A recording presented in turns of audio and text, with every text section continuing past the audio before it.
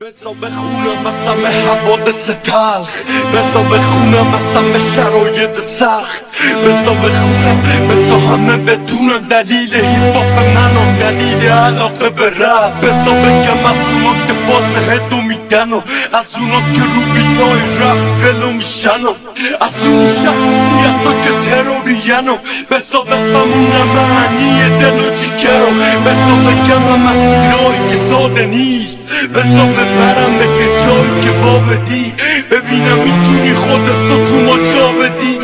میخوام رو قلبم بنویسم جای دیر، میخوام قلم هام بکنه تو رو له، میخوام نصف کار نباشه این پروشه، میخوام دست خالی بایستم و داد بزنم گدونن غنه میخوام منو بکشه، میخوام تموم ثانیه های شبم رو رپ کنم، واسه مستق و لبم رو تب کنم، تو صورت کسی به تو قلم رو پک کنم، بگو یکی دنیا شهرم رو کپ کنم. نمیتونم واسه اون که مداغ دله، ممکنه تا آخر تو دل هنده قصه ها بریم، تو توی خط زنده ای و من از خطم، دنیا متفاوته،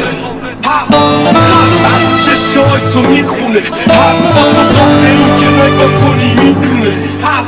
قاعدت روزگاه میدونه، زندگی خونگاه و سوزه ها رو میدونه، تو خیابونا میدونه، از مسیح مثل تو رو سر جاش میخونه، یه روانی یه دونه، یه فرانی یه بیخونه که شوامینه میخونه، از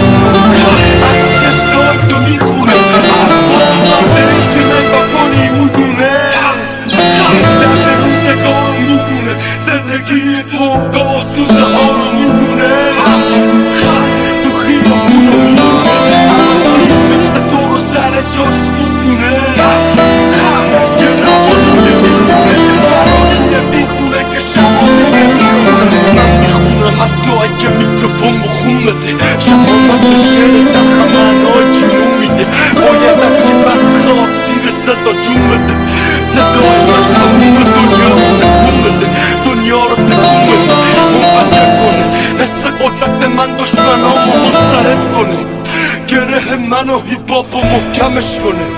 فریاد من آدم ها رو منقلب کنه، با یه خورشید همیشه نور به چشم بده، کفشم با کلی برو خون به پاهم بده، خدا به من رو رگم اختیار تام بده، سیگار تو دستم همیشه به لب پام بده،